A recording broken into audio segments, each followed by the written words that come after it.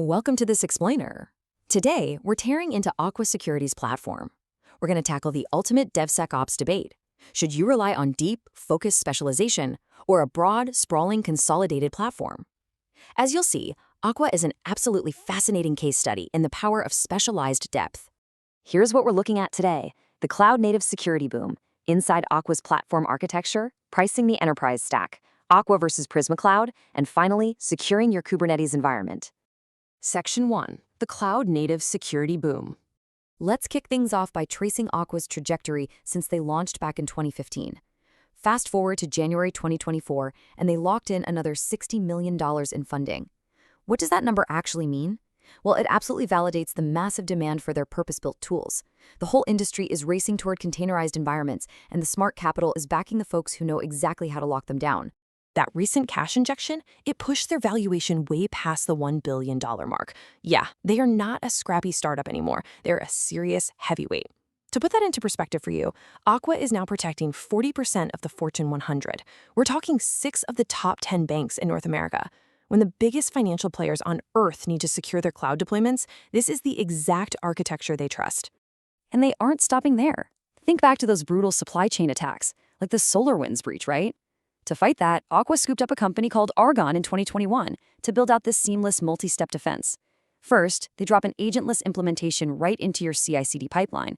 Next, they map out the entire dev environment. Finally, they run these rigorous code tampering checks. The whole point? Guaranteeing a zero-trust deployment before a single line of software ever goes live. All right, Section 2, inside Aqua's platform architecture. You're going to see one acronym everywhere in their docs: CNAPP, or Cloud Native Application Protection Platform. This is crucial to getting what Aqua is all about. They aren't just slapping a padlock on at the very end. A true CNAPP weaves security directly into the early dev phases, shifting left, as they say, and seamlessly bakes those controls all the way into the live production environment, literally from code to cloud. Now, one of their absolute game changers is Dynamic Threat Analysis, or DTA. Look, most security tools just do a static scan, looking for known bugs.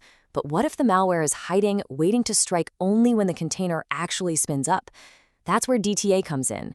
It's a secure sandbox that literally executes suspicious third-party container images. It catches sneaky runtime behaviors, like hidden crypto miners or reverse shells, that standard static analysis totally misses. Once your application is live, the Aqua Enforcer takes over. Think of it as a relentless bouncer for your apps. It's there to stop what we call drift. So if a process suddenly tries to run a binary or execute code that was not in the original approved image, the enforcer instantly shuts it down. Boom, blocked. It's a devastatingly effective way to stop post-exploitation tactics dead in their tracks. Moving on to Section 3, pricing the enterprise stack. Enterprise cybersecurity pricing is usually a closely guarded secret, right? But we've actually got some rare, transparent data today. This document, sourced from WM Promise for the gov.uk digital marketplace, gives us hard, standardized numbers. It shows us exactly what this level of specialized enterprise-scale security costs in the real world. Check out these baseline per-unit costs. It's super interesting how the pricing scales. Protecting a traditional virtual machine, that's going to run you between £273 and £388 per unit. But securing standalone serverless containers, like AWS Fargate, is priced way lower, sitting around £71 to £94 a pop. It really highlights how pricing models have completely morphed to fit the microscale of cloud-native environments. And here's the breakdown for those specialized tools we were just nerding out over. Shift-left features, like that dynamic threat analysis, cost £78 per image repository. But let's say you're a massive org and you need a completely isolated secondary production console. Well, that requires an investment of nearly £20,000. Make no mistake, this is heavy-duty enterprise-grade infrastructure, and it's priced to match. Section 4, Aqua versus Prisma Cloud. All right, this brings us to the big DevSecOps debate: deep specialization versus broad consolidation.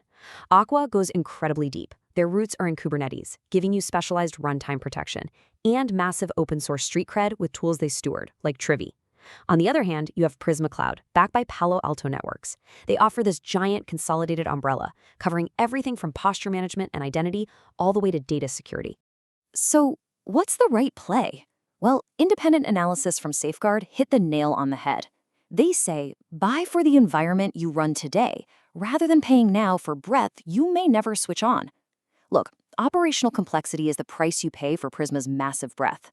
If your attack surface is sprawling and touches every corner of the cloud, a broad suite totally makes sense. But if your world revolves heavily around Kubernetes clusters and running containers, Aqua's laser-focused specialization is usually going to be your strongest, most precise bet. Which brings us to Section 5, Securing Your Kubernetes Environment.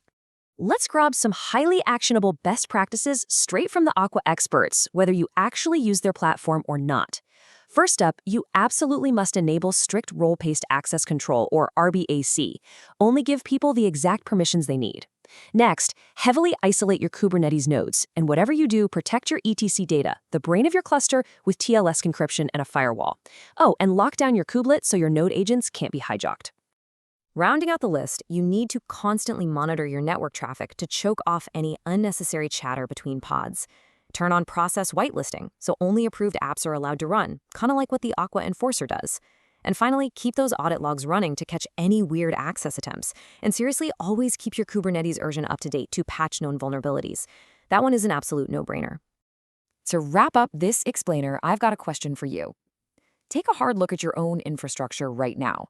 As your cloud architecture gets more complex and starts to scale, does your specific risk profile demand the absolute deepest container defenses, or do you require the broadest consolidated umbrella you can find? Figuring that out is step one in truly locking down your cloud-native future. Thanks for tuning into this explainer, and keep building securely.